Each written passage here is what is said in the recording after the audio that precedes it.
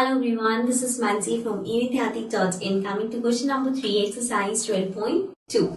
So in this question we have express the number appearing in the following statements in standard form. अब यहाँ पे आपके पास कुछ statements है जिसमें जो number appear हो रहा है उसको हमें standard form में लिखना है.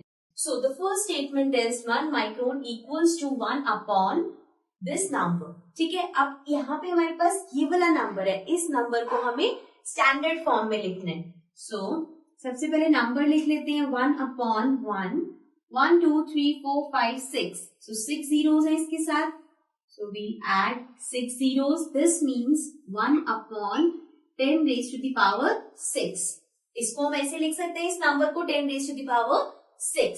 अब यहाँ पे जो 10 रेज टू द पावर 6 है, इसको अगर मुझे ऊपर लाना है, बिकॉज स्टैंडर्ड फॉर्म में मुझे ऐसे नहीं दे सकती मैं. सो we know that अगर a raised to the power minus m है तो हम उसको लिखते हैं 1 upon a raised to the power m. यहाँ पे already 1 upon a raised to the power m में आपके पास है. सो आपको इसे ऊपर लेके जाने के लिए नेगेटिव करना पड़ेगा. This means this will B 1 into 10 raised to the power minus 6 and this will be the standard form for this number. ठीक है, so this is 1 into 10 raised to the power minus 6. This was the first part. Now let's come to the next part. Now coming to the second part. Second part में है charge of an electron is this. So यहाँ पे आपको charge of 1 electron given है जो कि ये number given है. अब इसको इस number में हमें इसको standard form में लिखना है. सबसे पहले we can see यहाँ पे हमारे पास decimal है. So हमें करना क्या है, इस decimal को यहाँ लेके जाना है. यहाँ क्यों लेके जाना है? Because standard form में I will have to write it as 1.6, right? So means ये decimal यहाँ पे जाएगा. So first let's count कि कितने places shift होगा.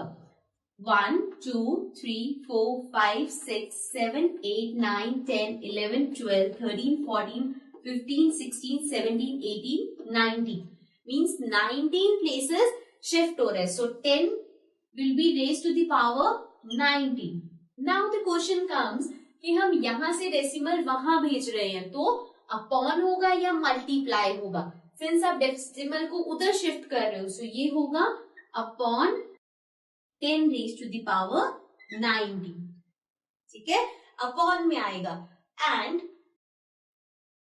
अब यहाँ पे हमने इसे अपॉन में लिख दिया. अब मुझे इसे ऊपर लिखना है बिकॉज स्टैंडर्ड फॉर्म हम ऐसे नहीं लिख सकते. So again we use that law that if a raised to the power m is, if a raised to the power minus m is equals to 1 upon a raised to the power m. So अगर हमें 1 upon a raised to the power m given है, which is 10 raised to the power 90, positive power. So means इसको हम ऐसे लिख सकते हैं negative power में. So this will be 1.6 into 10 raised to the power minus 90. ठीक है, so this will be the standard form of this number. So this was the part number 2. Now let's come to the next part.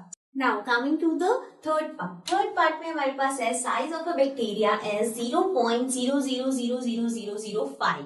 So now the number we have is this. इस number को हमें standard form में लिखना है. So the standard form of this number is, अगर इसको standard form में लिखना है, we can see हमारे पास सिर्फ एक ही number है. मीन्स आप इसको 0.5 तो नहीं करोगे. सो दिस मीन्स इस 0 को अब हमें शिफ्ट करना पड़ेगा 5 के भी बाद, ताकि हमारे पास जो नंबर आए वो 5 आ जाए.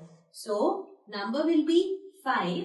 नाउ वी कैन सी हम जो अपना डेसिमल है उसको राइट हैंड साइड पे शिफ्ट कर रहे हैं. अभी हम उसे शिफ्ट कर रहे हैं, सो वो मल्टीप्लाई होगा या डिवाइड होगा. It will be divided. So 10 raise to the power, अब देखते हैं कितने पोजीशन उसे हम शिफ्ट कर रहे हैं. सो 1 2 3 4 5 6 7 प्लेसेस पे शिफ्ट हो रहा है. So 10 will be raise to the power 7. Again अब इसको स्टैंडर्ड फॉर्म में करना है, सो हम इसको ऐसे नहीं छोड़ सकते. So we know that a raise to the power minus m is equals to 1 upon a raise to the power m. And यहाँ पे हमें a1 upon a raise to the power m में गिवन है, इसको हमें negative करना पड़ेगा अगर हमें ऊपर लेके जाना है तो. So this will be 5 into 10 raise to the power minus 7. Right, so हमारे पास आंसर आ जाएगा. This is the standard form, that is 5 into 10 raised to the power minus 7. So this was the third part. Now let's come to the next part.